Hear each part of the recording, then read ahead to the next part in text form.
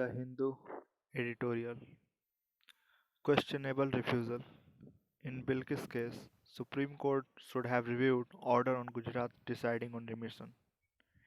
It is a matter of concern that the Supreme Court has declined to review its May 2022 order holding that the Gujarat government is the appropriate government to decide on the premature release of 11 convicts serving life terms in the Bilkis Bano gang rape case, which also involved the gruesome murder of several others.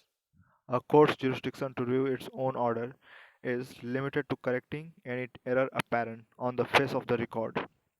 It is also a discretionary remedy and generally not heard in open court. However, it appears that the two-judge bench has failed to address a significant error in its finding that the decision on remission should be made by the Gujarat government. The case, which arose from one of the many heinous crimes that took place during the 2002 anti-Muslim pogrom in Gujarat, had been transferred for trial to Mumbai by the court. The appeal arising from it was heard by the Bombay High Court. Section 432 of 7 of the Code of Criminal Procedure (CRPC) says the appropriate government is the government of the state within which the offender is sentenced. Despite this clear provision, the bench had taken the view that, as the offence had taken place in Gujarat and the trial in Mumbai, further, matters had returned to the jurisdiction of Gujarat on conclusion of trial. It had also noted that the transfer of the trial to another state had taken place under extraordinary circumstances. The bench's view was quite peculiar because it goes against a statutory provision. Also, the transfer took place only because a fair trial was not possible in Gujarat. It stands to reason that the Gujarat government ought to have been divested of the power to consider remission in the same case. Another aspect of the earlier order was that it had specified that the remission should be considered under its 1992 policy, as it was the one in force on the day of their conviction. Accordingly, in the absence of any specific curbs in that policy on the power to remit the sentences of those involved in heinous crimes, the convicts were released. The center, it was later revealed, had also concurred with the decision. Fortunately, the refusal to review the earlier order will not affect the outcome of a separate petition challenging their release. There seem to be enough grounds to question the remission. Court filings suggest that the trial judge's opinion against their release was disregarded. Further, the presence of political functionaries, including BJP MLAs, on a committee that recommended their release may have also vitiated the decision. The Supreme Court may still have an opportunity to examine the legitimacy of allowing the premature release of those directly involved in communally motivated crimes. Second editorial. A wasted chance. GST Council members must do more to make indirect tax regime more effective.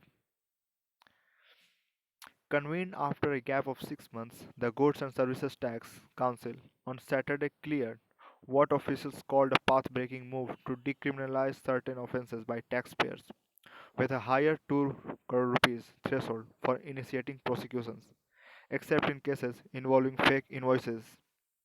Aimed at reducing disputes and chances of taxpayer harassment, when the stakes are not too high, these changes will take time to materialize.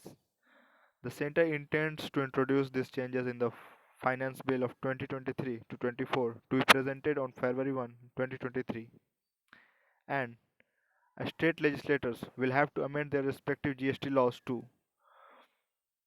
While industry believes the prosecution threshold could have been raised further, there is greater disappointment that the GST Council sidestepped the broader solution to deal with rising GST disputes. The long pending move to set up appellate tribunals, as envisaged at the launch of the new indirect regime 5.5 years ago. To be sure, a report with recommendations on the functioning of this tribunal submitted by a group of ministers of the council was part of this meeting's agenda, but for now, such disputes will continue to clog high courts. The council took up a handful of other items. A 5% levy on husk of pulses used as a cattle feed input was scrapped, while the tax rate on items such as frames and sports utility vehicles was clarified. This, minutiae apart, the larger takeaway is the outcomes not pursued, including the tribunal proposal. Virtually half the agenda was abandoned, and discussions were curtailed to a little under 3 hours. Finance Minister Nirmala Sitharaman said this was done as some states' representatives had other committed business to attend to. This is most surprising as the December 17 date was notified well in advance. It is not clear if some states, otherwise vocal about their pending GST dues and reforms to improve their revenue share, sought any rescheduling. If the state Saturday did not suit them, ostensibly, some state finance ministers are busy formulating their budgets for the coming year. But the union budget preparations did not hold back Ms. Sitaraman from making time for this critical dialogue. This almost casual approach of some states toward the FX GST governance mechanism not only means delays in efforts to plug tax leakages in the tobacco and gutka business or fix the tax for the booming online gaming business, but also bodes ill for the effectiveness of the council. Taxpayers deserve more than such ad hoc, half-hearted, half-day deliberations with insipid outcomes.